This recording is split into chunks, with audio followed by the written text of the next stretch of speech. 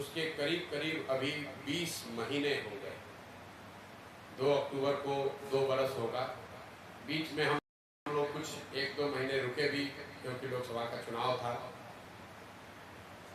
और इन 20 महीनों में पश्चिम चंपारण से चल के पूर्वी चंपारण, शिवहर, सिवान, गोपालगंज, सिवान, छपरा, वैशाली, समस्तीपुर, मुजफ्फरपुर, सीतामढ़ी, दरभंगा, मधुबनी, खगड़िया, बेगूसराय, सहरसा होते हुए हम लोग अभी मधेपुरा पहुँचे हैं 2 दिन पहले।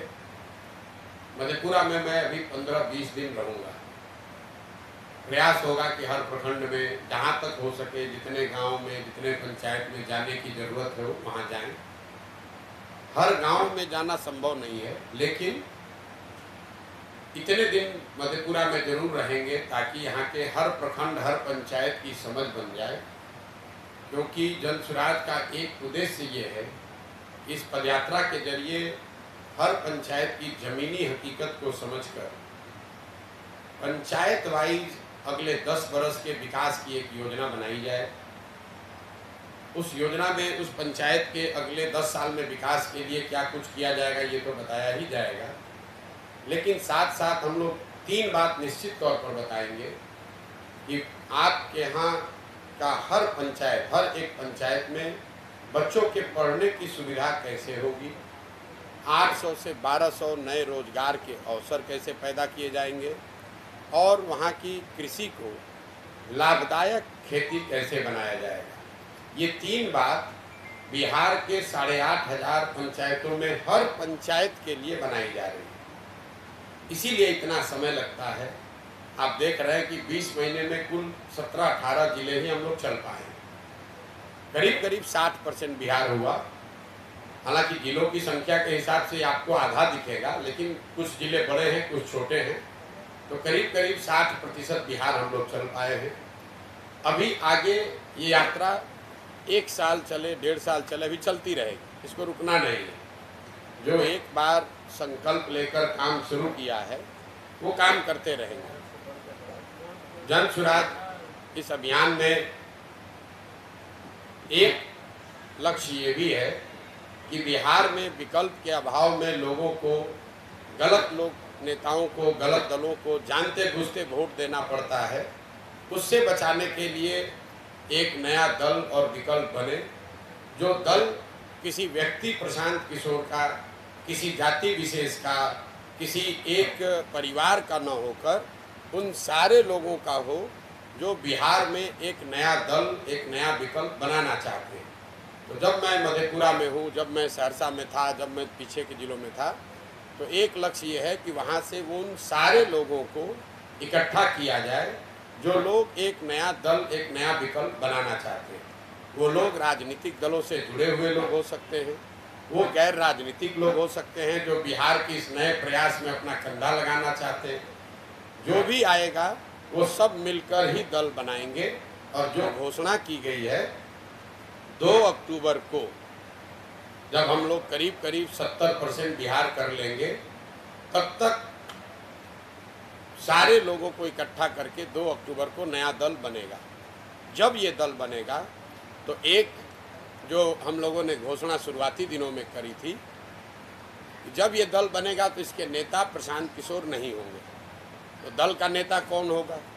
दल का नेता 2 अक्टूबर को जो लोग साथ में आकर दल को बनाएंगे, वो लोग मिलकर इस दल के नेता का, नेतृत्व का चुनाव करेंगे और उसको सार्वजनिक किया जाएगा, ताकि आपको पता चलेगा कि इस 2-2.5 साल के प्रयास से किन लोगों को बिहार से इस दल, इस विकल्प को बनाने के लिए जोड़ा गया है और कौन लोग हैं जो इस दल को आगे बनाएंगे और चलाएंगे। मेरी भूमिका जो अभी है, 2 अक्टूबर के बाद भी मेरी भूमिका वही रहेगी। मैं अपनी पदयात्रा जैसे अभी कर रहा हूँ, वो आगे गांव-गांव बिहार में घूमने, जानने, समझने का प्रयास वही करता रहूँगा। गांव-गांव में जाकर लोगों को बताना, समझाना कि उनको कैसे वोट देना चाहिए, क्या करने से उनकी गरीबी ख़त्म होगी, ये बात बताने की प्रक्रिया 2 अक्टूबर के बाद भी जारी रहेगी। अब मैं संक्षेप में अभी मेरे जो 20 महीने के अनुभव रहे हैं वो आपको बताऊं। बिहार में इन सारे ज़िलों में 60% बिहार घूमने के बाद जो मुझे सबसे बड़ी समस्या लोगों ने बताई, जो आंखों से हमने देखी कानों से सुना, उसमें पलायन और बेरोजगारी ये बिहार का सबसे बड़ा मुद्दा है। कई लोगों को लगता है कि पलायन जो है वो गरीबों की समस्या है। पलायन की जब हम बात करते हैं, आपको लगता है कि पलायन का मतलब है लोगों का यहाँ से मजदूरी करने जाना। पलायन का ये समुचित चित्रण नहीं है। बिहार में पलायन से सिर्फ गरीब प्रभावित नहीं है, बिहार में सिर्फ लोगों का बिहार से पलायन नहीं हो रहा है। बिहार में पलायन के 3 पहलू हैं। यहाँ पर जो गरीब है वो तो मजदूरी करने जा रहा है, लेकिन जो मध्यम वर्गीय परिवार हैं, जो समृद्ध परिवार हैं, उनके बच्चे भी पलायन कर रहे हैं। पलायन से अछूते वो भी नहीं है। फ़र्क बस इतना है कि गरीब घर के बच्चे जो हैं वो मजदूरी के लिए बाहर जा रहे हैं, और जो मध्यम वर्गीय परिवार के बच्चे हैं वो पढ़ाई नौकरी के लिए बाहर जा रहे हैं। श्रम का पलायन इसलिए है क्योंकि यहाँ से बड़े पैमाने पर बुद्धि और पूंजी का पलायन है। इस बात को आप समझिए, यहाँ पर जितने लोग मजदूरी करने जा रहे हैं उतने ही लोग पढ़ाई और नौकरी करने भी जा रहे हैं, और इन दोनों के पीछे जो कारण है वो है पूंजी का पलायन। पिछले 30 वर्षों में, ये एक आंकड़ा दे रहा हूँ, याद रखिए, पिछले 30 वर्षों में 1990 से लेकर पिछले वित्तीय वर्ष तक करीब 26 लाख करोड़ रुपया, याद रखिए 26 लाख करोड़ रुपया बिहार के लोगों का पैसा, ये बाहर का पैसा नहीं है, जो बिहार की गरीब जनता का पैसा है, ये बिहार के बैंकों ने यहाँ से दूसरे राज्यों में ट्रांसफ़र कर दिया है। 26 लाख करोड़ रुपया बिहार के लोगों का पैसा बिहार के बैंकों ने अपने माध्यम से उन राज्यों में भेज दिया जहाँ फैक्ट्री लग रही है, जहाँ रोजगार हो रहा है, जहाँ तरक्की हो रही है। और ये रिजर्व बैंक ऑफ इंडिया का आंकड़ा है। तो मेरा और जनसुराज का ऐसा मानना है कि जो श्रम का पलायन अगर रोकना है तो उसके लिए सबसे पहले पूंजी और बुद्धि का पलायन रोकना होगा, क्योंकि जब तक यहाँ पूंजी का निवेश नहीं होगा, जो बौद्धिक तौर पर पढ़े लिखे समझदार लोग नहीं होंगे, तब तक यहाँ उद्योग धंधे नहीं लग सकते हैं, रोजगार के अवसर नहीं पैदा होंगे, और जब वो रोजगार का अवसर होगा नहीं तो गरीब लोगों को मजबूरी में पलायन करते ही रहना पड़ेगा। तो जनसुराज की जो सोच है, जो हम लोग बता रहे हैं कि 1 साल में पलायन को रिवर्स किया जा सकता है, 1 साल में यहाँ से बाहर गए लोगों को वापस किया जा सकता है, उसके पीछे सिर्फ यही अध्ययन है कि यहाँ से अगर पूंजी का पलायन रोक दिया जाए, यहाँ से अगर बुद्धि का पलायन रोक दिया जाए, तो बहुत बड़े पैमाने पर श्रम के पलायन को भी रोका जा सकता है। पलायन का एक जो सामाजिक पहलू है वो है इनका परिवार पर, आपकी हमारी जीवन शैली पर असर। आप जब बिहार के गाँव में जाते हैं तो आपको बच्चों से मुलाकात होगी, आपकी मुलाकात महिलाओं से होगी, आपकी मुलाकात बुजुर्गों से होगी। ज़्यादातर गांव में नवयुवक रह ही नहीं रहे हैं या उनसे आपकी मुलाकात नहीं होगी। जो प्रखंड या पंचायत बाढ़ प्रभावित है वहाँ 60 से 70% युवा गांव से बाहर ही रहते हैं। जहाँ बाढ़ नहीं भी आता है वहाँ पर भी 40-50% युवा बाहर रह रहे हैं। पर इस लंबे समय तक चले पलायन का असर ये हुआ है कि परिवार की संकल्पना ही खत्म हो गई है। शायद ही कोई आपको घर ऐसा मिलेगा जहाँ पर आपको पति पत्नी, बाल बच्चे और माता पिता एक साथ रहते हुए मिले। लोगों ने एक तरीके से उनके मानस पटल पे ये चिन्हित हो गया है कि नौकरी करने का मतलब है कि लड़का बाहर जाएगा, और जब तक उसकी शक्ति है, ताकत है, जवानी है, तब तक वो बाहर नौकरी करेगा। जब वो बूढ़ा होगा तो वापस आएगा, और जो घर में नया लड़का होगा वो वापस बाहर जाएगा। इससे परिवारों की संकल्पना खत्म हो गई है। होली दशहरा लोग साथ में मनाने की जो भावना कभी रही होगी, जो परिपाटी थी, वो धीरे धीरे खत्म हो गया है। छठ और परिवारों में होने वाले शादियों को छोड़ दें तो परिवार शायद ही कभी इकट्ठा होता है। बेरोजगारी और पलायन के बाद जो बेरोजगारी का मामला है उसमें खाली आपको आंकड़ा दे देता हूँ। एक नई बात लोगों को बताने की कोशिश की जा रही है कि सरकारी नौकरी दिया जाएगा। उसके लिए मारामारी की जा रही है कि हमने 2 लाख दे दिया कि 4 लाख दे दिया। किसने कितना दिया कितना नहीं दिया उस पर मैं बाद में आता हूँ। पहली बात कि पिछले महागठबंधन की सरकार ने जो नौकरी का दावा किया है, ये सरासर गलत डाटा है, आंकड़ा है, लोगों को बेवकूफ़ बनाया जा रहा है। जिन 2 लाख शिक्षकों की नियुक्ति के बारे में सरकार दावा कर रही है कि हमने बहुत लोगों को नौकरी दे दी, उसमें करीब करीब 30% वो लोग हैं जो पहले से नौकरी कर रहे थे, वो नियोजित शिक्षक के तौर पर काम कर रहे थे। अब उनका सर्विस कंडीशन बदलकर अब वो राज्य कर्मी के तौर पर काम कर रहे हैं। ये नए लोगों को नौकरी नहीं मिली है, इस बात को आप स्पष्ट कर लीजिए। बाकी जो लोग बच गए 1.5 लाख के आसपास, क्योंकि सरकार ने एग्जैक्ट आंकड़ा जारी नहीं किया है, जो बाकी लोग बच गए हैं उसमें आधे से ज़्यादा लोग, करीब करीब 14-15 अन्य राज्यों के लोग हैं जिनको आकर ये नौकरी मिली है। तो मेरा अपना अनुमान है कि बिहार में 40-50 हज़ार से ज़्यादा लोगों को नई नौकरी नहीं मिली है। और मैं पिछले कई महीनों से ये बात कर रहा हूँ, ये मांग कर रहा हूँ कि सरकार को ये आंकड़ा जारी करना चाहिए कि आखिर बिहार में कितने नए लोगों को नौकरी दी गई है। सर्विस कंडीशन को चेंज करने को हम नई नौकरी नहीं मान सकते। दूसरे राज्य के लोग आकर नौकरी कर रहे हैं, उससे बिहार के लोगों का कोई फायदा नहीं हुआ। लेकिन जो बड़ी बात है, क्या सरकारी नौकरी से बिहार का भला हो सकता है? क्योंकि नौकरी चाहे 50,000 मिला हो या 2 लाख, 30-32 बरस से जो लोग यहाँ राज कर रहे हैं, लालू जी, नीतीश जी, दोनों आपस में झगड़ रहे हैं कि ये नौकरी किसने दिया। हम कह रहे हैं कि आप दोनों का दावा मान लीजिए, उन्हीं को क्रेडिट दे दीजिए। तो एक आंकड़ा आपको दे रहे हैं, बिहार में चपरासी से लेकर मुख्य सचिव तक, चपरासी से लेकर मुख्य सचिव तक, नियोजित हो, कॉन्ट्रेक्चुअल एम्प्लॉय हो, रेगुलर एम्प्लॉय हो, सबकी संख्या अगर आप जोड़ दीजिएगा तो कुल जमा 1.97%, मतलब 2% से कम लोग ही सरकारी नौकरी करते हैं। तो जो लोग ये दावा कर रहे हैं कि सरकारी नौकरी से आपका जीवन बदल जाएगा, वो बिल्कुल आपको भरमा रहे हैं, आपको गलत सपना दिखा रहे हैं। पिछले 75 साल में 1.97% लोगों को सरकारी नौकरी मिली है। उसमें 40-45 बरस कांग्रेस का राज शामिल है, उसमें नीतीश और भाजपा का डबल इंजन का सरकार शामिल है, उसमें लालू राबड़ी जी का 15 साल सामाजिक न्याय का सरकार शामिल है। सबके प्रयास के बाद भी सिर्फ 2% लोगों को ही नौकरी मिली है। तो ये जो भ्रम फैलाया जा रहा है कि सबको नौकरी मिल जाएगी, ये सिर्फ समाज को लॉलीपॉप दिखाकर वोट लेने की राजनीति है।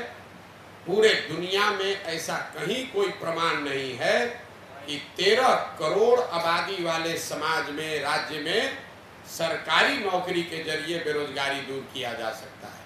दुनिया में इस बात का जरूर प्रमाण है कि अगर लोगों को अच्छी शिक्षा दे दी जाए, उनको स्किल दे दिया जाए और उनको काम करने की सुविधा और पूंजी दे दी जाए, उससे उनको रोजी रोजगार मिल सकता है, उससे उनकी गरीबी दूर हो सकती है।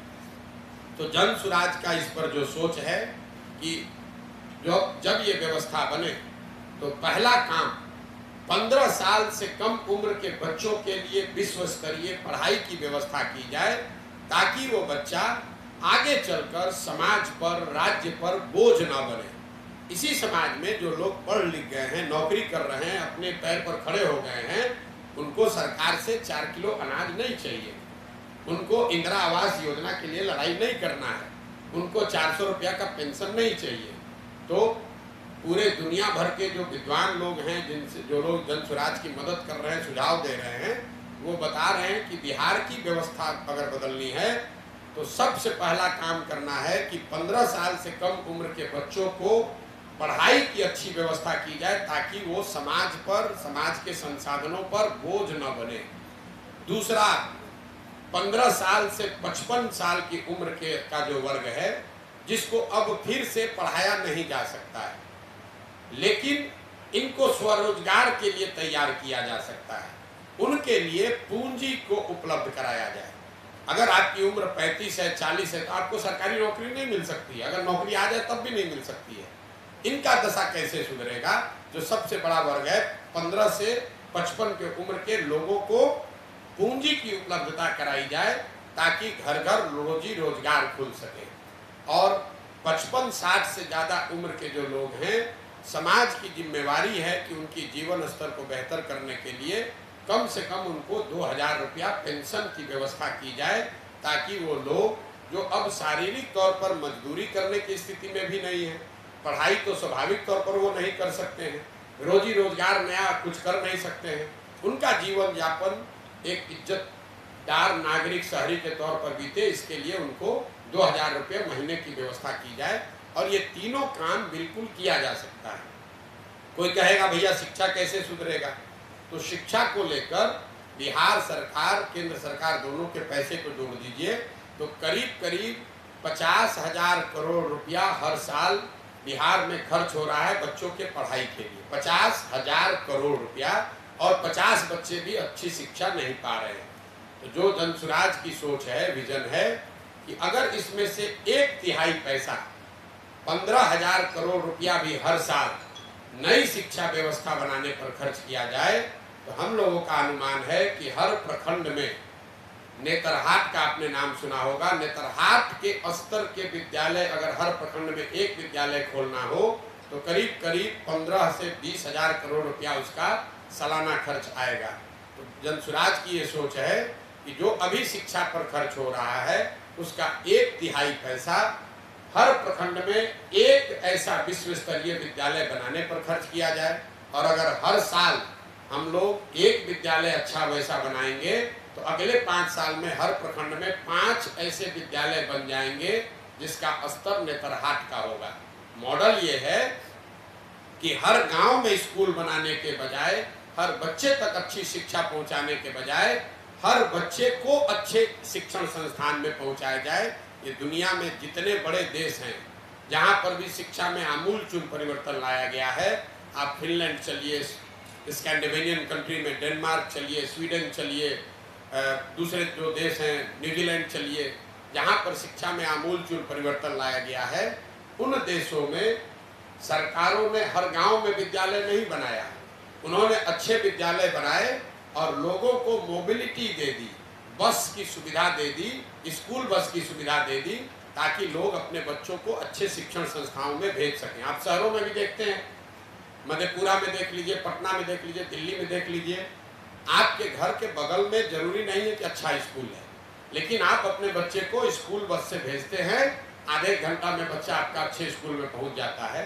तो जनसुराज ने जो परिकल्पना की है कि हर प्रखंड में बिहार में अगर 5 अच्छे विद्यालय बना दिए जाएं तो, और स्कूल बस की बढ़िया व्यवस्था बना दी जाए, तो कोई भी छात्र 15 से 20 मिनट में अपने घर से स्कूल बस के माध्यम से स्कूल तक पहुंच जाएगा। तो ये जनसुराज की सोच है बिहार में शिक्षा के, प्राइमरी शिक्षा के आमूलचूल परिवर्तन के लिए।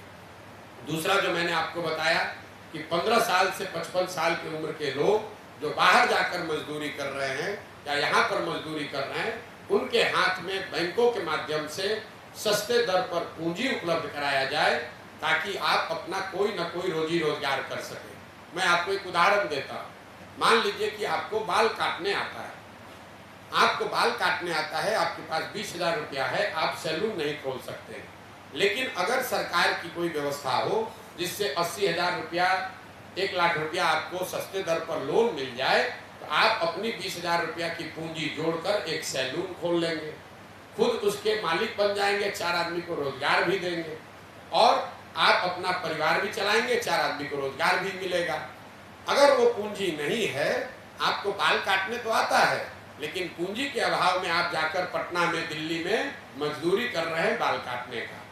तो ये जो सोच है कि जो लोग उम्र के उस पड़ाव से निकल गए, जो उनको शिक्षा दी जा सकती है, उनके हाथ में पूंजी दिया जाए, ताकि जिन उनके पास जो कौशल है, जो स्किल है, उसके जरिए वो अपने और अपने परिवार के लिए रोजी रोजगार की व्यवस्था कर सके। तीसरा जो मैंने आपको बताया कि क्या 60 साल से सब उम्र के ज़्यादा उम्र के सभी लोगों को 2000 रुपया दिया जा सकता है। तो मेरा जो हम लोगों ने जो आकलन किया है, बिहार में 60 साल से ज़्यादा उम्र के जितने महिला पुरुष हैं, अगर आप उनको 2000 रुपया महीना देना चाहते हैं तो साल में कुल 12 से 15,000 करोड़ रुपए का खर्च आएगा। और बिहार सरकार का पिछले साल का बजट है 2,46,000 करोड़, तो मुझे ऐसा लगता है, और जिन लोगों को हम लोग सलाह ले रहे हैं, जिन लोगों से, वो बता रहे हैं कि ये बिल्कुल संभव है। 2.5 लाख करोड़ के बजट से 12,000 करोड़ रुपया बिहार के सबसे वल्नरेबल सेक्शन के लिए निकाला जा सकता है। तो ये जन सुराज के 3 जो बड़े संकल्प हैं कि जब ये व्यवस्था बने तो 15 साल से कम उम्र के बच्चों के लिए अगले 5 वर्ष में अच्छी शिक्षा की व्यवस्था की जाए, 15 से 55 साल के लोगों के लिए पूंजी की व्यवस्था की जाए, और 55-60 से ज़्यादा उम्र के लोगों के लिए 2,000 रुपया महीना की व्यवस्था की जाए। रोजगार और पलायन के बाद जो सबसे बड़ी समस्या दिखी वो है शिक्षा की समस्या। कोई ऐसा वर्ग नहीं है जो यहाँ पर ये ध्वस्त हुई शिक्षा व्यवस्था की बात की चर्चा नहीं कर रहा है। आप अगड़े हैं, पिछड़े हैं, गरीब हैं, अनपढ़ हैं, पढ़े लिखे हैं, युवा हैं, बुजुर्ग हैं, हर आदमी कह रहा है भैया स्कूल व्यवस्था खत्म हो गई है, पढ़ाई की व्यवस्था खत्म हो गई है। हम लोग बिहार से के सरकारी स्कूल से मैं खुद पढ़ा हुआ। बिहार में सरकारी शिक्षा कभी बहुत अच्छी नहीं थी, लेकिन हर प्रखंड में, डिस्ट्रिक्ट में 2-4 विद्यालय ऐसे जरूर थे जहां पढ़कर आप अपना जीवन सुधार सकते थे। ये नीतीश कुमार के राज में जो समान शिक्षा नीति लागू करने के चक्कर में इन्होंने पूरी शिक्षा व्यवस्था को ध्वस्त कर दिया है। नतीजा ये हुआ है कि जहाँ विद्यालय हैं, जहाँ भवन हैं, वहाँ शिक्षक नहीं है, जहाँ शिक्षक हैं वहाँ भवन नहीं है, जहाँ दोनों हैं वहाँ बच्चे नहीं हैं, जहाँ तीनों है वहाँ पढ़ाई नहीं है। कई लोग समाज में चर्चा के दौरान बताते हैं कि बिहार में शिक्षा व्यवस्था इसलिए ध्वस्त हो गई है कि यहाँ पर खिचड़ी बट रहा है स्कूल से। मैं इस बात को सिरे से खारिज करता हूँ। अगर खिचड़ी बटने से शिक्षा व्यवस्था खराब होती तो 7वीं क्लास के बाद से जितने विद्यालय हैं, 7वीं क्लास के ऊपर के कक्षा में खिचड़ी नहीं बटती है, वहाँ पर पढ़ाई क्यों नहीं हो रही? कुछ लोग ये कहते हैं कि यहाँ के शिक्षकों की जो क्वालिटी है, नियोजित शिक्षक जो हैं, उनकी वजह से शिक्षा व्यवस्था खराब हो गई। इस बात में भी पूरी सच्चाई नहीं है। अगर सिर्फ नियोजित शिक्षकों की वजह से शिक्षा व्यवस्था खराब होती तो आप मुझे ये बताइए कि पटना साइंस कॉलेज में, पटना कॉलेज में, सीएम साइंस कॉलेज में, लंगट सिंह कॉलेज में पढ़ाई क्यों नहीं हो रही है? वहाँ पर तो नियोजित शिक्षक नहीं पढ़ा रहे हैं, वहाँ पर तो खिचड़ी नहीं बट रही है। अगर आप शिक्षा की बदहाली को समझना चाहते हैं तो अगर इसको आपको ध्यान से देखना पड़ेगा। इसकी बदहाली का कारण यह है कि समाज और सरकार, मैं अंडरलाइन कर रहा हूं, समाज और सरकार कहीं न कहीं दोनों की प्राथमिकताओं में शिक्षा है ही नहीं। सरकार ने शिक्षा व्यवस्था को इस तरह से खत्म कर दिया है कि सारे बच्चे अनपढ़ रहें, मजदूर रहें, ताकि 4 किलो अनाज पर, सरकारी नौकरियों के रेवड़ी के नाम पर, कुछ सरकारी बेनिफिट के नाम पर उनको वोट मिलता रहे। समाज से गलती ये हुई है कि समाज ने भी अब शिक्षण संस्थाओं को पढ़ाई का केंद्र न मानकर सरकारी सुविधा बांटने वाला केंद्र मान लिया है। आप गांव में रहते हैं, आपके विद्यालय से अगर खिचड़ी ना मिले बच्चे को तो आप जाकर हल्ला मचाते हैं कि खिचड़ी नहीं मिल रहा है। अगर आपको पोशाक का, साइकिल का पैसा नहीं आया तो लोग बताते हैं कि भैया पोशाक का पैसा नहीं आया है, साइकिल का पैसा गुरुजी नहीं दे रहे हैं। लेकिन गाँव में लोग ये नहीं बता रहे हैं कि यहाँ गणित का टीचर नहीं है, यहाँ हिंदी की पढ़ाई नहीं हो रही है, या यहाँ कक्षा नहीं लगता है। तो कहीं न कहीं समाज और सरकार दोनों की प्राथमिकताओं में शिक्षा खत्म हो गई है। वही कारण है कि शिक्षा का इतने बड़े स्तर पर यहाँ पतन हुआ है। खिचड़ी बंटना और शिक्षकों की क्वालिटी एक छोटा पहलू है। तीसरी जो सबसे बड़ी समस्या है वो किसानों की समस्या है। बिहार में जो किसान है उसकी बड़ी बदहाली है। कई लोगों को लगता है कि किसान तो भैया ऐसे ही रहेगा। तो मैं हमेशा बताता हूँ कि यही खेती किसानी करके हरियाणा, पंजाब में लोगों ने, किसानों ने इतना पैसा कमाया है कि आप सुनते हैं, हम लोग देखते हैं कि बिहार के गांव-गांव से लोग जाते हैं पंजाब में मजदूरी करने। तो ऐसा क्या अलग है पंजाब की खेती में और बिहार की खेती में कि वहाँ के लोग खेती से पैसा कमा रहे हैं और हम लोग यहाँ खेती करने वाले लोग के खाने के लाले पड़े हैं? उसके मूल में 3 बातें। पहला है जल का कुप्रबंधन। यहाँ जो जल का संसाधन है, जो पानी का की व्यवस्था है, वो इतना उसकी अव्यवस्था है। यहाँ पर हम लोग जब पानी की बात करते हैं तो लोग समझते हैं बाढ़ की बात है। मैं आपको बता रहा हूँ, बाढ़ एकमात्र कारण नहीं है जल कुप्रबंधन के लिए। बाढ़ से बिहार में करीब करीब 40 से 50% कृषि योग्य जमीन प्रभावित होती है। बाकी बचे जो 50% जमीन है उसमें करीब करीब आधी जमीन, मतलब पूरे बिहार के एग्रीकल्चर की करीब 1/3 जमीन जल जमाव से प्रभावित है। ये आप बात को समझिए। बाढ़ की चर्चा खूब होती है, जहाँ पानी लग जाता है उसका आप कभी चर्चा नहीं करते। जो और नदियों के कटाव का जो मामला, नदी पर परिणाम ये हुआ है कि उत्तर बिहार में जो नेपाल से लगते हुए जिला हैं, दोनों चंपारण है, शिवहर है, सीतामढ़ी है, मधुबनी है, सुपौल है, ये जो तराई वाले जिला हैं, यहाँ पर बाढ़ है और नदियों के रास्ते बदलने से जो कटाव का मामला है उससे सैकड़ों एकड़ जमीन लोगों की बर्बाद हो गई है। अच्छे खासे किसान, ओवरनाइट नदी ने रास्ता बदला, आपके जमीन पर बालू पड़ गया, आप बिल्कुल मजदूर गरीब हो गए। लेकिन जब आप तराई के जिलों से नीचे जाएंगे, आप गोपालगंज जाइए, गोपालगंज के बाद सिवान जाइए, सिवान के बाद छपरा जाइए, समस्तीपुर, वैशाली, मुजफ्फरपुर, दरभंगा, खगड़िया, इन जिलों में आप देखेंगे हर पंचायत में हजारों एकड़ जमीन ऐसी है जहां जल जमाव है, पानी निकलता ही नहीं है, वहां एक ही फसल होती है। इस पर कोई सरकार की चर्चा, न प्रेस में कोई बात होती है। लोकल स्तर पर लोग बात करते हैं कि भैया यहाँ 2000 एकड़ पानी लगा रहता है, लेकिन सरकार का कोई समुचित इस पर प्रयास नहीं है। और तीसरा पहलू है सूखे की। बिहार देश में, ये आंकड़ा याद रखिए, बिहार देश के बड़े राज्यों में एकमात्र ऐसा राज्य है जहां पिछले 10 वर्ष में सिंचित भूमि की मात्रा 11% से कम हो गई है। याद रखिए, 10 साल में सिंचाई वाली जमीन 11% से कम हो गई। ऐसा क्यों? जो पहले से भी नहर बने हुए थे, जो नलकूप थे, माइनर इरिगेशन के प्रोजेक्ट थे, वो रख रखाव के अभाव में बंद हो गया है। तो जब हम लोग गांव देहात में चलते हैं तो लोग बताते हैं भैया ये नहर है, पानी कभी आता था अब नहीं आता है, यहाँ बोरिंग था, कैनाल था, अब बंद हो गया। तो ये जो पहली समस्या है, बाढ़, जल जमाव और सूखा, इन तीनों को मिलाकर जो इतना बड़ा कुप्रबंधन है कि करीब करीब 2/3 जमीन या तो बाढ़ से प्रभावित है, या जल जमाव से प्रभावित है, या पानी नहीं रहने के वजह से सूखे से प्रभावित है। दूसरी बड़ी समस्या है भूमि सुधार की। बिहार में समाजवाद की बात हुई, सामाजिक न्याय की राजनीति हुई, लेकिन बिहार में आपने भूमि सुधार की चर्चा कभी नहीं सुनी होगी। नतीजा ये है कि पूरे देश में 100 में 38 लोगों के पास जमीन नहीं है, जबकि बिहार में 100 में 60 लोगों के पास 1 इंच 1 धूर जमीन नहीं है। याद रखिए, 100 में 60 लोगों के पास बिहार में जमीन नहीं है। हजारों एकड़ जमीन ऐसी है जिसका मालिकाना हक भूमि सुधार लागू नहीं होने की वजह से डिस्प्यूटेड है। आप किसी भी कोर्ट कचहरी में चले जाइए, करीब करीब 1/3 केस कोर्ट में जमीनों के मालिकाना हक को लेकर जुड़ा हुआ है। तो जब जमीनों का मालिकाना हक क्लियर ही नहीं है, इसीलिए आपको दिखता है कि उनकी प्रोडक्टिविटी कम है, उसमें आप इन्वेस्टमेंट नहीं कर सकते हैं। दूसरा जो इससे जुड़ा हुआ भ्रष्टाचार है, आपको रसीद कटाना है, दाखिल खारिज कराना है, 2000, 5000, 10,000, 20,000 रुपया दीजिएगा तभी काम होगा।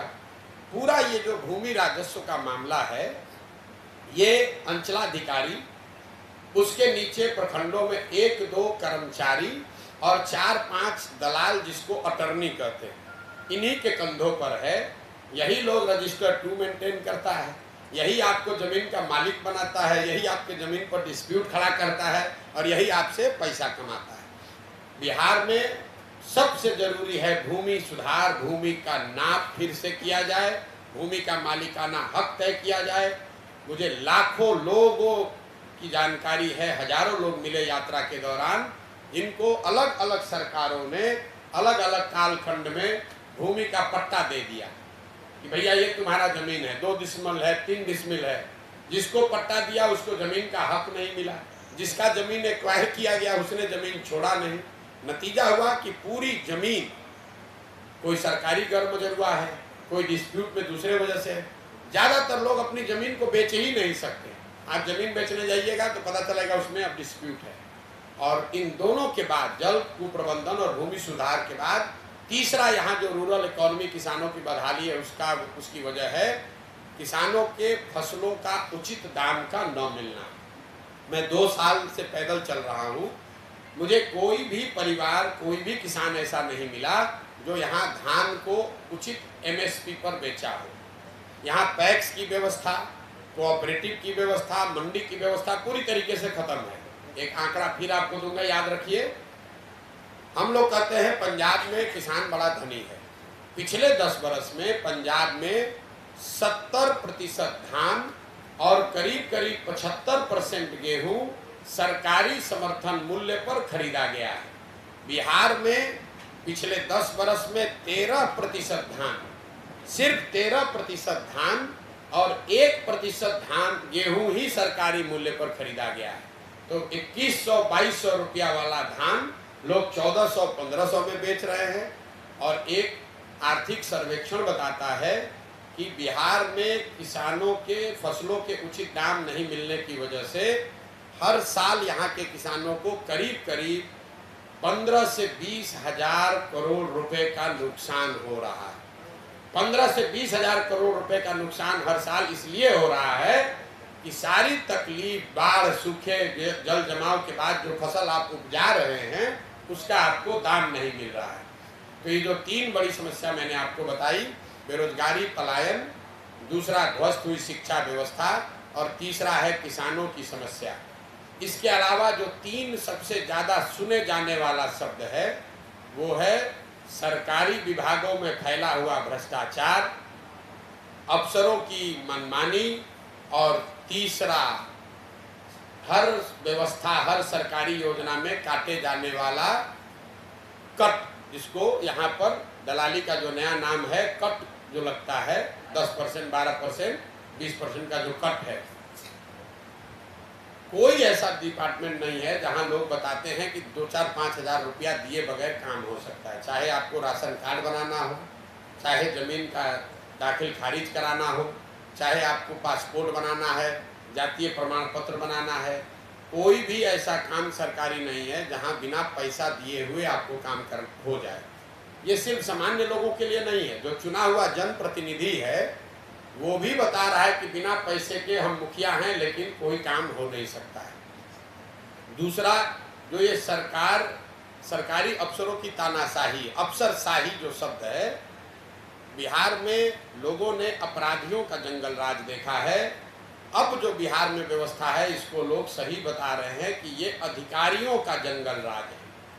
आप चाहे सामान्य नागरिक हैं, आप पत्रकार हैं, चुने हुए प्रतिनिधि हैं, होगा वही जो अफसर चाहेगा। इसीलिए लोग बता रहे हैं कि लालू जी का राज अपराधियों का जंगल राज था, नीतीश का राज अधिकारियों का जंगल राज है। और तीसरी जो बात है वो है कट की, कि सरकारी योजना चाहे केंद्र की हो या राज्य की, कोई ऐसी योजना नहीं है जिसमें व्यवस्थित तरीके से 10 से 40% तक कमीशन नहीं लिया जा रहा है। अगर 5 किलो अनाज बांटने वाली योजना है उसमें 30 से 35 रुपया प्रति क्विंटल लोग अपना हिस्सा ले रहे हैं। उसमें ज़्यादातर जगह पर विधायक शामिल हैं, उनका भी 6 से 8 रुपया प्रति माह उनको पैसा उसमें मिल रहा है। अंदाज़ा लगाइए, हर प्रखंड में 20 से 25 हजार अनाज आ रहा है, 20 से 25 हजार क्विंटल अनाज आ रहा है। हर क्विंटल पर 32 से 35 रुपया अनाज के से कमीशन काटा जा रहा है, जो कि अधिकारी और जनप्रतिनिधियों के बीच में बांटा जा रहा है। यही कारण है कि यहाँ पर लोगों को अनाज 5 किलो नहीं 4 किलो ही मिल रहा है। मनरेगा को देख लीजिए, मनरेगा में 100 रुपया जो मनरेगा में आना चाहिए था, 60 रुपया वो तो आया ही नहीं। मनरेगा का यूटिलाइजेशन, ग्रामीण विकास चलाने वाले मंत्री और सरकार यहाँ इतना उनका चमड़ी मोटा हो गया है कि पिछले साल 100 रुपया मनरेगा का जो मिलना चाहिए था दिल्ली से, हम लोग सिर्फ 40 रुपया लेकर आए, 60 रुपया लेकर ही नहीं आए। ये लोग मांग कर रहे हैं कि हमको विशेष राज्य का दर्जा मिलना चाहिए। आपकी जानकारी के लिए बता दूं कि पिछले साल 51,000 करोड़ रुपया अनस्पेंड बिहार सरकार ने, 51,000 करोड़ रुपया अनस्पेंड, जो खर्च सरकार नहीं कर पाई वो बिहार सरकार ने सरेंडर किया। ये लोग क्या बात करेंगे? तो चाहे अनाज की योजना हो कि मनरेगा की योजना हो, प्रधानमंत्री गरीब कल्याण योजना, आवास योजना हो, शौचालय की योजना हो, कोई ऐसी योजना नहीं है जिसमें व्यवस्थित तरीके से कट नहीं काटा जा रहा है। इसके अलावा जो लोग यहाँ बता रहे हैं, जो मैंने आपको पहले भी बताया, जो मैं देख पा रहा हूँ, आधी से ज़्यादा जनता, चाहे आप राजद के समर्थक हैं, बीजेपी के वोटर हैं, नीतीश के समर्थक हैं, ये मान रहे हैं कि बिहार में बदलाव चाहिए, एक नई व्यवस्था चाहिए और लोग उसके लिए तैयार हैं और किसी भी तरीके से वापस से लालू नीतीश का राज नहीं देखना चाहते हैं। इसका मतलब ये नहीं है कि लोग जनसुराज को चाहते हैं, ये कोई ज़रूरी नहीं है, लेकिन लोग बदलाव चाहते हैं, ये बिल्कुल स्पष्ट है। ये मेरा अभी तक का अनुभव रहा है। अब आपके जो सवाल है वो आप सवाल कर सकते हैं।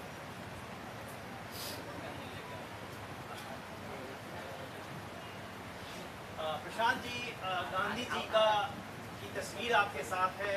गांधी जी की जो पद्धति थी, मेथड ऑफ मास मोबिलाइजेशन, पूरे बिहार के अंदर आप पद यात्रा कर रहे हैं। तो डाइवर्सिटी का जहाँ तक सवाल है, गांधी जी ने औरतों को साथ जोड़ा, दलितों को साथ जोड़ा, मुख्तलिफ मजहब के लोग को जोड़ा। उन्होंने अपनी पदयात्रा को बहुत ही इंक्लूसिव एंड डाइवर्स बनाया। गांधी जी की इस सोच के साथ आप कितना चल रहे हैं, समाज को कितना इंक्लूसिविटी की तरफ आप ले जाना चाहते हैं? देखिए, ऐसा है, पहले तो लोगों को ये पता नहीं कैसे भ्रम हो गया है। गांधी जी ने कोई पदयात्रा ऐसी नहीं की है। गांधी जी ने पूरे देश की यात्रा की है। चंपारण जब वो आए तो शायद उस जमाने में कई बार पैदल भी जरूर चले होंगे। गांधी जी ने कोई ऐसी पदयात्रा नहीं की है। लेकिन गांधी जी ने, आपने जो बात बताया, वो रास्ता जरूर दिखाया है, जिसके मूल में ये बात है कि राजनीतिक तौर पर कोई बड़ा परिवर्तन तभी हो सकता है जब आप समाज के स्तर पर प्रयास करें। राजनीति जो है वो समाज का आईना है। समाज से राजनीति बदल सकता है, राजनीति से समाज नहीं बदल सकता है। ये बात का सबसे बड़ा प्रमाण गांधी जी ने प्रस्तुत किया कि समाज को जगाकर, समाज को समझाकर, समाज को एक साथ लाकर आप बड़े से बड़ा राजनीतिक गोल सिद्ध कर सकते हैं। आज़ादी के लिए जब गांधी जी अफ्रीका से लौटकर आए तो उन्होंने ये नहीं कहा कि अंग्रेजों को यहाँ से भगाओ। उन्होंने ये कहा कि पहले स्वावलंबी बनो, पहले संगठित हो। जो आपने बात की कि जाति, ऊंच नीच, धर्म से ऊपर उठकर आप एक साथ होइए, अपने आप को उस चीज़ के लिए तैयार कीजिए। गांधी जी ने चंपारण में जो आंदोलन किया, चंपारण के आंदोलन से देश आज़ाद नहीं हुआ, लेकिन चंपारण के आंदोलन से गांधी जी ने वो हथियार दिया, सबसे बड़ा इस देश को विश्वास दिया कि ये भी एक तरीका है, सत्याग्रह भी एक तरीका है जिससे अंग्रेजी हुकूमत सल्तनत को हराया जा सकता है। और जब लोगों को विश्वास हुआ कि इस तरीके से हराया, एक बार लोगों के हाथ में हथियार मिल जाए तो खुद ही लोग अपना वो काम कर सकते हैं। तो जन सुराज की जो भावना है, जो प्रयास है, गांधी जी तो बहुत बड़े लोग थे, लेकिन हम लोग का प्रयास है कि जातियों, धर्मों में बटा हुआ, वर्गों में बटा हुआ बिहार, वहाँ जाकर हम लोग उनको ये बताएं, वो समझाएं कि आखिर आपकी बदहाली का कारण है क्या। क्या बिहार की बदहाली, आपकी बदहाली के लिए कोई नेता दोषी है? क्या इसके लिए कोई जाति दोषी है? क्या इसके लिए कोई दल दोषी है? मेरा अपना आकलन है, जनसुराज की ये सोच है कि बिहार की बदहाली के लिए कोई व्यक्ति विशेष, कोई नेता, कोई जाति दोषी नहीं है। इसके लिए सामूहिक तौर पर हम सब दोषी हैं जो अपनी समस्याओं को जानते हैं। हम लोग ये भी जानते हैं कि ये समस्याओं का कारण क्या है, हम ये भी जानते हैं कि कौन नेता क्या कर रहा है, लेकिन इन सारी समस्याओं को जानने, समझने, भोगने के बाद भी जब वोट देने जाते हैं तो इस सब बात को भूलकर जाति के आधार पर, धर्म के आधार पर, या फिर लालू जी के डर से भाजपा को और भाजपा के डर से लालू जी को वोट देते हैं। तो जन सुराज के जो 3 उद्देश्य हैं वो इसी से जुड़ा हुआ है। पहला उद्देश्य ये है कि समाज को जाकर ये बताया जाए कि मेरे भाई, जब तक आप अपने और अपनी समस्याओं, अपने बच्चों के भविष्य के लिए वोट नहीं करोगे, तब तक आप चाहे नीतीश को चुनो, लालू जी को चुनो, मोदी को चुनो, प्रशांत किशोर को चुनो, उससे आपका भला नहीं होगा। आपका भला तब होगा जब आप अपने और अपने बच्चों के लिए वोट कीजिए। वो काम कर रहे हैं गांव-गांव घूमकर। दूसरा ये संकल्प है कि अगर लोग, समाज अच्छे लोगों को चुनने के लिए तैयार हो जाए तो उनके पास अच्छे लोगों का विकल्प होना चाहिए। तो जन स्वराज का दूसरा जो संकल्प है कि समाज से अच्छे लोगों को ढूंढ कर निकाला जाए, उनको मनाया जाए, उनको प्रोत्साहित किया जाए, उनसे अनुनय विनय आग्रह किया जाए कि अगर आप बिहार को सुधारना चाहते हैं तो सिर्फ नेताओं को, व्यवस्था को गाली देने से नहीं होगा। आइए, कंधा लगाइए, पैसे की चिंता मत कीजिए, चुनाव लड़ने की चिंता मत कीजिए, वो चिंता जन स्वराज आपके लिए करेगा। लेकिन आप आइए और एक नई व्यवस्था, नया विकल्प बनाइए, ताकि विकल्प के अभाव में जानते बूझते गलत आदमी को वोट ना देना पड़े। और तीसरा, अगर लोग समझ जाएं, अच्छे लोगों का चुनाव कर भी दें, तो भी बिहार का विकास तब तक नहीं हो सकता है जब तक बिहार के विकास के लिए एक समग्र सोची समझी योजना न हो। तो मैंने उस योजना के 2-3 पहलू आपको बताए कि बिहार के हर पंचायत के लिए अगले 10 साल में उसको विकसित कैसे बनाया जाएगा, वहाँ पढ़ाई की व्यवस्था, वहाँ रोजगार की व्यवस्था, वहाँ किसानों की आमदनी को कैसे बढ़ाया जाएगा, इसकी योजना बना रहे। ये पूरी पदयात्रा का लक्ष्य यही 3 है। समाज को जगाना, समझाना, उनको इस बात के लिए तैयार करना कि वो अपने बच्चों के लिए वोट करें। दूसरा, उनके सामने बेहतर लोगों का विकल्प देना। और तीसरा, लोग चुनकर आए तो बिहार को सुधारने के लिए दुनिया भर के विशेषज्ञों की राय से एक ऐसी योजना बनाना जिससे बिहार का समग्र विकास हो सके। और एकमात्र लक्ष्य जो है कि अगले 10 वर्ष में बिहार देश के 10 अग्रणी राज्यों में कैसे शामिल हो, उस दिशा में प्रयास करना। प्रशांत किशोर जी, 2025 का जो चुनाव है उसको कैसे देख रहे हैं आप? पूरे जगह चुनाव लड़ने की बात कर रहे हैं सब जगह। जन स्वराज 2025 का चुनाव 243 सीटों पर लड़ेगा, 242 पर नहीं। और ये जो दल अभी 2 अक्टूबर 2024 को बनने जा रहा है, आप देखेंगे कि इस दल को कौन लोग बना रहे हैं। मैंने घोषणा की है कि मैं इस दल का नेता नहीं हूँ, तो आप देखेंगे कि किन लोगों को चुनकर हम ये दल बनवा रहे हैं, लोग हमारे बारे में क्या जानते हैं। जो मेरा आलोचक भी है वो कहता है कि प्रशांत किशोर को और कुछ आए या न आए, चुनाव लड़ाने की समझ इस व्यक्ति को है। तो जो काम मैं पहले करता था, काम तो मैं भी वही, अभी भी वही कर रहा हूँ। ये आपके नजर में फर्क है। आपको लग रहा है कि प्रशांत किशोर कुछ अलग कर रहे हैं, हम अलग कुछ नहीं कर रहे। हम पहले नेताओं को, दलों को सलाह देते थे कि किस तरह से संगठित हो, किस तरह से अभियान करो, कौन से प्रॉमिस करो, कैसे जनता से संपर्क करो, कैसे संगठन बनाओ, कैसे चुनाव लड़ो कि चुनाव जीतोगे। इसमें तो आप हमारा लोहा मानते हैं। बिहार में अभी वो दल नहीं था, तो 2 अक्टूबर को वो दल बन जाएगा। और प्रशांत किशोर ने जो दूसरे दलों के लिए किया है, वही काम अब जन स्वराज जो 2 अक्टूबर को दल बनेगा उसके लिए करेंगे। लेकिन बड़ा सवाल है, यहाँ तो जातीय समीकरण के आधार पर लोग वोट करते हैं। कहाँ पर जातीय समीकरण के आधार पर वोट नहीं पड़ता है, वो बता दीजिए। आप तो पत्रकार हैं, आपका अनुभव हमसे बहुत ज़्यादा है। आप मुझे बताइए कि बिहार में मोदी जी के नाम पर लोगों ने वोट दिया है या नहीं दिया है? बताइए। अरे आपने सवाल किया है, बताइए तो। दिया है। आप कह रहे हैं कि बिहार में मोदी जी को वोट लोगों ने दिया है, तो मोदी जी के जाति के बिहार में कितने लोग रहते हैं आप मुझे ये बता दीजिए। बिहार में 20% अल्पसंख्यक हैं, करीब करीब। ये सारे लोग, ज्यादातर लोग भाजपा के डर से लालू जी को वोट करते हैं। तो क्या ये सारे अल्पसंख्यक समाज के लोग लालू जी के जाति के लोग हैं? बिहार में एक बहुत बड़ा वर्ग है जो नीतीश कुमार को वोट देता है, वो नीतीश कुमार के जाति के लोग नहीं हैं। वो सिर्फ इसलिए उनको वोट देते हैं क्योंकि वो लालू जी से डरते हैं या लालू जी को वोट नहीं दे सकते। इतना सरलीकरण जो आप कर रहे हैं कि बिहार में हर वोट जाति पर पड़ता है, ऐसी बात है नहीं। समाज में जाति एक बड़ी सच्चाई है। जाति को समझना और जाति की महत्ता को राजनीति में समझना वो एक बात है। जाति एक फैक्टर है, एकमात्र फैक्टर नहीं है। अगर एकमात्र फैक्टर होती तो जिस जाति के लोग एक बार जीत कर आ गए वो तो कभी चुनाव ही नहीं हारते। आप लोग बिहार में MY समीकरण का रोज बात करते हैं कि लालू जी की ताकत है MY समीकरण। मेरे भाई, जब MY समीकरण था आपकी समझ से, तो आप मुझे बताइए बिहार में लालू जी को 54 में 53 MP, तब बिहार झारखंड एक था, 54 में 53 MP जीत कर आया था। आज वही लालू जी को 2-4 सांसद भी नहीं जीत रहे हैं। तो आपका क्या मानना है कि क्या मुस्लिम और यादव समाज के लोग बिहार छोड़कर चले गए हैं? अभी आपके बगल के जिला पूर्णिया में चुनाव हुआ, वहाँ पर लोग बताते हैं कि मुस्लिम और यादव समाज के 3-4 लाख से ज़्यादा वोटर हैं और राजद के उम्मीदवार को 30,000 लोकसभा में वोट आया है। तो MY समीकरण वहाँ कहाँ गया? क्या सारे यादव समाज के लोग पूर्णिया छोड़कर चले गए? आप कहिएगा कि नहीं, वो तो पप्पू यादव खड़े थे, उनको दे दिया। तो चलिए अभी रुपौली का उदाहरण ले लीजिए। रुपौली में तो कोई यादव कैंडिडेट नहीं खड़ा था, कोई मुसलमान कैंडिडेट नहीं खड़ा था। कायदे से आपकी जो समझ है उसके हिसाब से तो MY के लोगों को बीमा भारती को वोट देना चाहिए था, और बीमा भारती के अपने जाति के वहाँ करीब 50,000 लोग रहते हैं।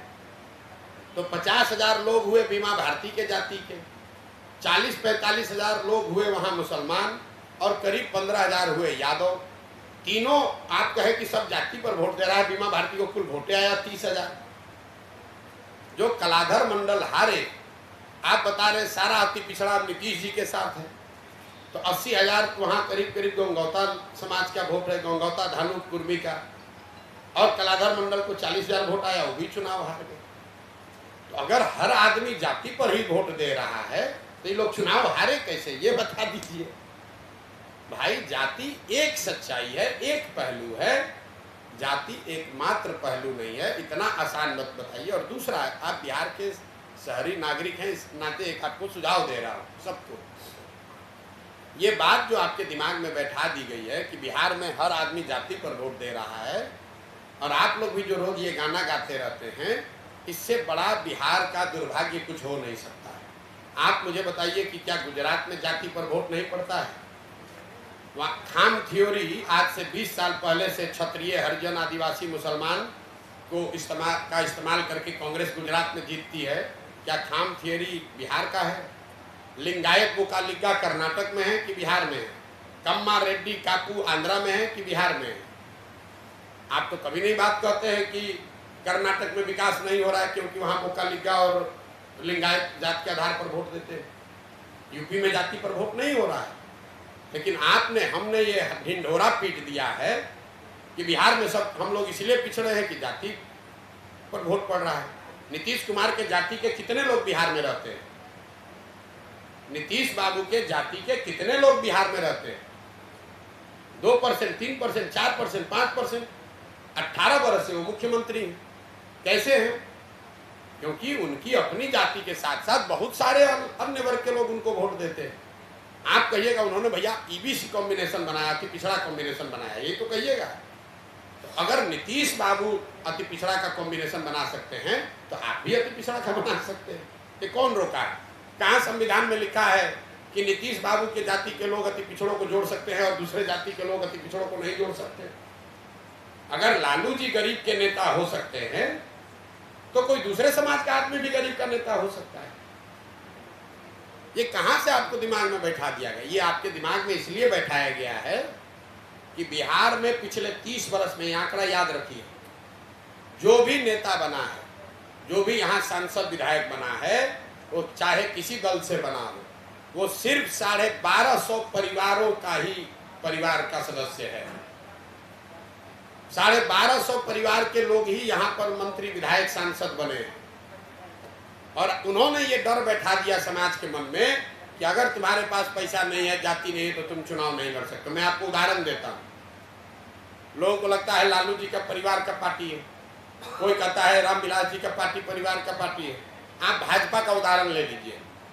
बिहार में भाजपा का नेतृत्व कौन कर रहा है? सम्राट चौधरी। सम्राट चौधरी कौन है? शकुनी चौधरी के लड़के हैं। शकुनी चौधरी जी जब इस राज्य में कांग्रेस का शासन था तो उसमें विधायक और मंत्री थे। जब लालू जी का शासन आया तो उसमें भी विधायक मंत्री बने शकुनी चौधरी।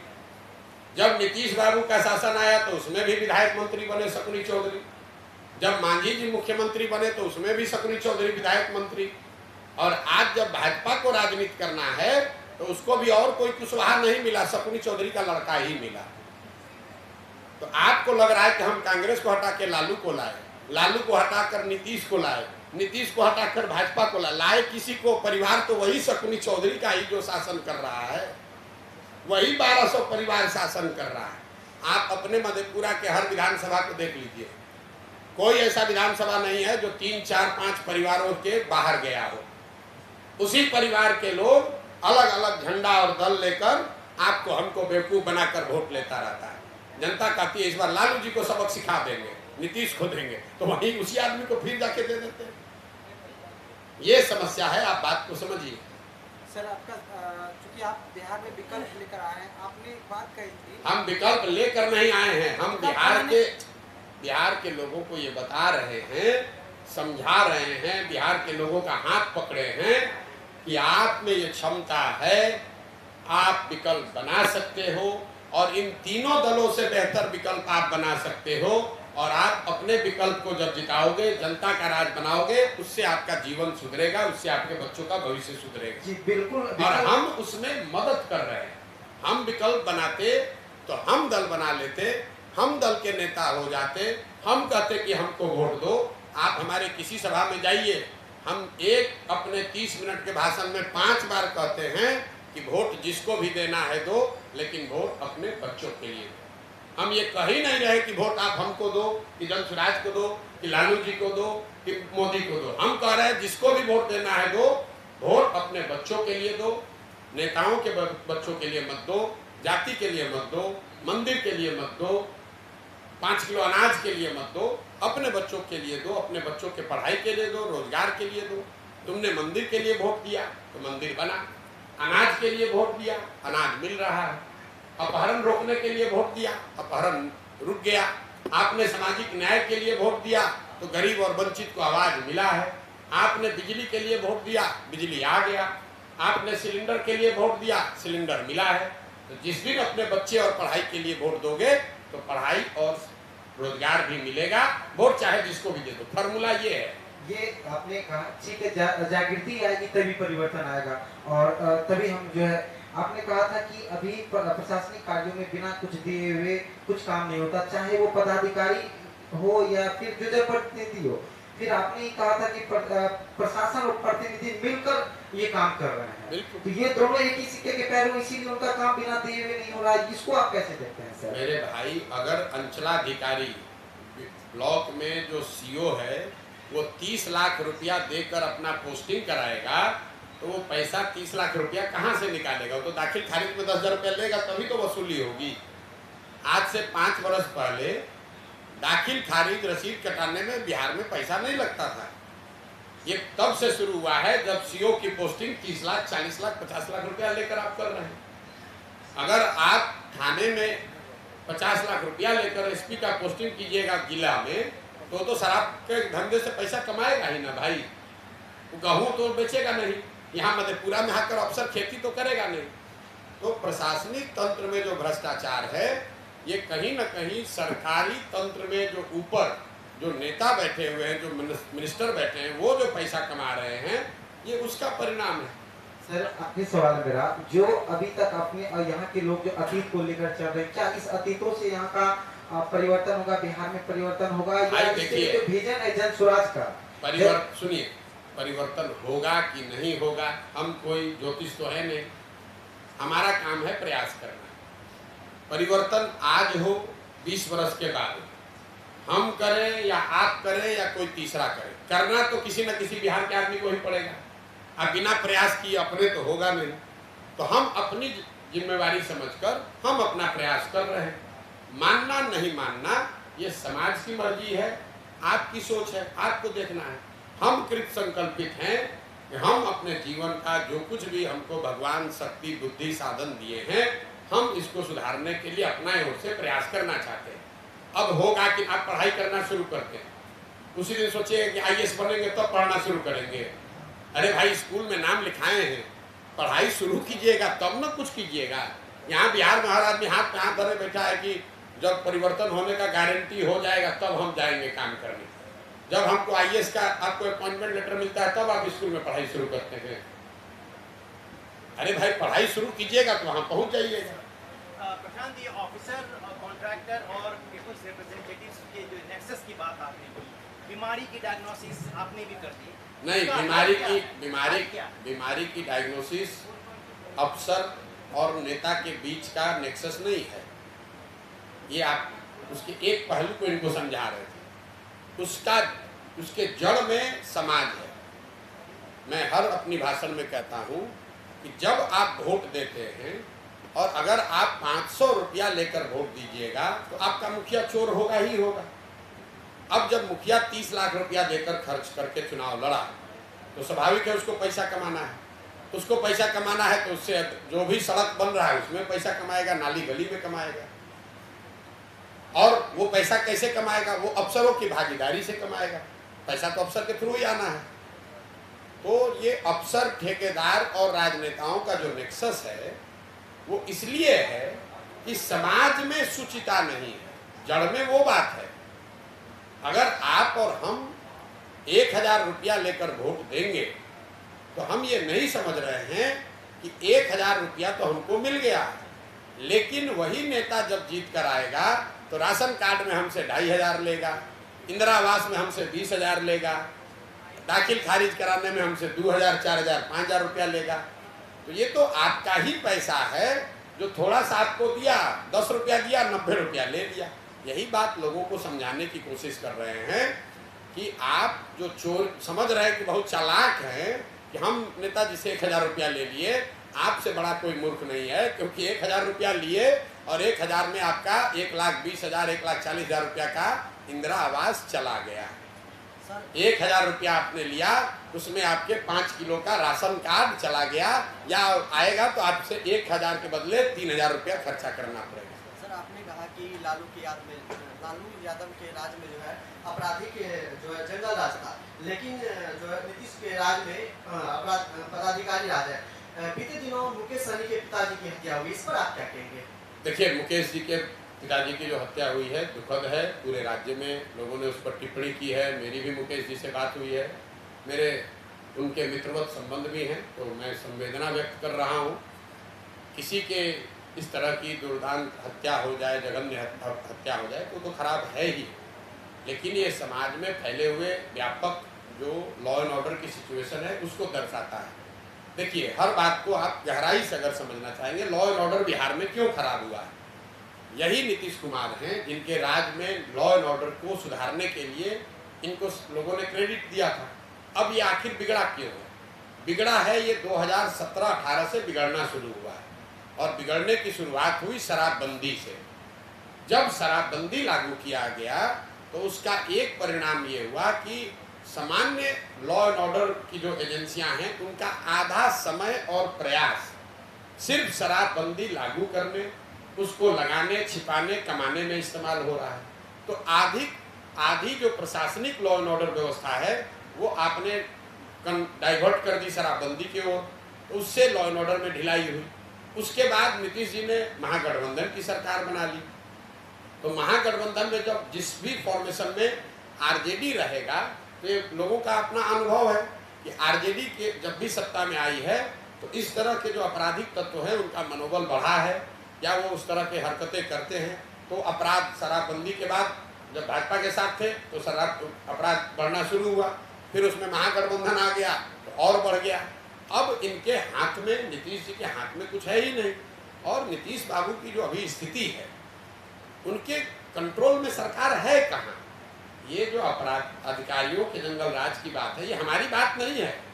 ये तो हम जब चंपारण से चलना शुरू किए तो रामनगर में एक सभा में बैठे हुए थे, तो लोगों ने एक नाई से एक हमारी बात कराई, बताया भैया इससे एक बार बात कीजिए, बड़ा समझदार आदमी है। तो एक छोटी सी गांव की सभा में मैंने उससे पूछा कि भाई ये बताओ कि लालू जी का भी राज आपने देखा है और नीतीश का भी राज देख रहे हो, दोनों में फर्क क्या है? तो उसने जो बात बताई उसी को कोट करते हैं। उसने कहा कि भैया हम नाई हैं, हजाम हैं, अपनी भाषा में आपको समझाएं तो दोनों के राज में कोई फर्क नहीं है। फर्क इतना ही है कि लालू जी के राज में अपराधियों का जंगल राज था, नीतीश के राज में अधिकारियों का जंगल राज है। हजामत तो जनता का दोनों में बन रहा है। फर्क बस इतना है कि लालू जी के राज में जो अपराधी था वो रात में बंदूक के बल पर लूटता था, नीतीश के राज में जो अधिकारी है वो कलम लगाकर लोगों को लूट रहा है। लालू जी के राज में जो अपराधी था वो किसी से डरता नहीं था, नीतीश के राज में जो अधिकारी है वो भी डरता नहीं है। वो पैसा ले रहा है, आप जाइए कल कह जाओ जिससे कंप्लेन करना है कर लो। तो उसने ये बताया कि दोनों में फर्क कुछ नहीं है, जनता का हजामत, जनता की परेशानी दोनों में वही है, सिर्फ जनता को एक्सप्लॉइट करने वाला बदल गया। पहले अपराधी था, अब अधिकारी हो गया है, और बिगड़ती हुई लॉ एंड ऑर्डर सिचुएशन उसी का द्योतक है, क्योंकि अधिकारी जो है वो सरकार से अपने आप को ऊपर मानता है, वो किसी से डरता ही नहीं। उसको मालूम है भैया कुछ कर लीजिएगा, हम 50 लाख रुपया दे के पोस्टिंग कराए हैं, क्या कर लीजिएगा मेरा। तो सर क्या लगता है कि पदाधिकारियों को इस काम के प्रोत्साहन देने के लिए भाजपा आके सरकार बनाती है जदयू के साथ, एनडीए में? भाजपा का यहाँ कुछ अस्तित्व नहीं। आप लोग, हम लोग सब नीतीश कुमार को पलटू राम कहते हैं। आप मुझे बताइए, अगर नीतीश कुमार पलटू राम है तो भाजपा कैसे नहीं पलटू राम है? भाजपा भी तो पलट पलट के उन्हीं नीतीश कुमार के पास जाती है। आप देखें, अमित शाह आए, बड़ा खड़ा होकर घोषणा किया नीतीश कुमार के लिए दरवाजा बंद है, बिहार के लोगों सुन लो, अब ये दरवाजा नहीं खुलने वाला है, चुनाव के बाद हम लोग नीतीश को नहीं लेंगे। चुनाव के बाद तो छोड़िए, चुनाव से पहले ही दरवाजा खिड़की खोल के नीतीश कुमार को वापस लेंगे। तो लोग वही मजाक करता है कि भाई अमित शाह दरवाजा तो बंद ठीके किया था, छिटकिनी लगाना भूल गए। तो अगर नीतीश कुमार पलटे तो भाजपा भी तो पलटी। तेजस्वी यादव ऐसे ही दावा कर रहे थे जब भाजपा का सरकार था नीतीश का, नीतीश पलटू चाचा है। तो भैया तुम भी तो पलट के उसी नीतीश कुमार के साथ चले गए। नीतीश कुमार ने एक बढ़िया काम किया, खुद पलट पलट के सबको अपने रंग में रंग दिया। अब कोई दल बचा ही नहीं जो पलटू राम नहीं है। बिहार में चाहे भाजपा हो कि आरजेडी हो, नीतीश को तो फिर भी समझिए मुख्यमंत्री हैं, उनको कुछ मिल रहा है। ये दोनों दल को तो मुफ्ते में ही लोग पलट रहा है। कहते ना यहाँ की जात भी गया भात भी नहीं खाए। ये भाई नीतीश तो मुख्यमंत्री है तो पलटे, तेजस्वी किस लिए पलटे वो पूछ लीजिए, अमित शाह किस लिए पलटे वो समझ लीजिए। सीटों कम हो गया लोकसभा में, वो भी नहीं मिला। तो मेरे भाई नीतीश कुमार की यही तारीफ है कि राजनीति के अपने अंतिम दौर में भी नीतीश ने ये साबित कर दिया कि बिहार में जितने हैं ये सब उनके पीछे पलटने वाले लोग हैं, इनकी आपस की कोई ताकत नहीं है। हम तो इसीलिए कह रहे हैं कि भाजपा को अगर दम है, कैमरे पर कह, तो नीतीश कुमार को अपना मुख्यमंत्री का चेहरा घोषित करे कि 25 में जीतने के बाद नीतीश बाबू मुख्यमंत्री बनेंगे। आप देखिए, अगर दम है तो घोषित करके दिखा देगा। आप सम्राट चौधरी को या जो भी भाजपा का यहाँ नेता है उससे जरा पूछिए कि सर 25 के बाद मुख्यमंत्री का चेहरा कौन होगा। सम्राट चौधरी ने तो कहा है कि नीतीश के नेतृत्व में चुनाव लड़ेंगे। तो कह के भाई लड़के देख ले, पता चल जाएगा। नीतीश जी तो जैसे पलट पलट के सबको पलटू राम बना दिए, वैसे अपने डूबेंगे, साथ साथ भाजपा को भी लेके पूरा ही डूब जाएंगे। सम्राट चौधरी में दम नहीं उठाने का, अभी मुरेठा खुला है ना, सब खुल जाएगा। नीतीश को नहीं जानते, नीतीश बाबू को हमसे ज्यादा बहुत लोग नहीं जानते हैं बिहार में। सम्राट चौधरी जैसे 10 आदमी को नीतीश कुमार डुबाने की क्षमता रखते हैं, जाते जाते डुबा के जाएंगे। मुरेठा खुलवा दिए ना उनका, मुरेठा भी खुल गया, इज्जत गई सो अलग, विश्वास प्रतिष्ठा गया सो अलग। अब नीतीश का जूनियर बन के झोला लेके घूम रहे हैं। तेजस्वी को भी उन्होंने दिखा दिया, जिस तेजस्वी ने नीतीश को पलटू चाचा कहा, उसी तेजस्वी को अपने साथ लाकर अपना कसीदे कसवाया कि नीतीश कुमार ही सबसे अच्छा है। उसके बाद 15 महीना गाली दिए सम्राट चौधरी और भाजपाई, तब भाजपाइयों को भी खड़ा करके कह रहे कि अब हमारा गुणगान करो, चाहे हमको याद कुछ रहे चाहे ना रहे, हमारा गुणगान तुम लोग करते रहो। ये नीतीश कुमार की राजनीति की ताकत है। बाकी उनको संगठन नहीं है, वोट नहीं है, लेकिन ये समझदारी नीतीश कुमार की बहुत ज्यादा है। चलिए, बहुत बहुत धन्यवाद। 2 मिनट का समय लेंगे सर।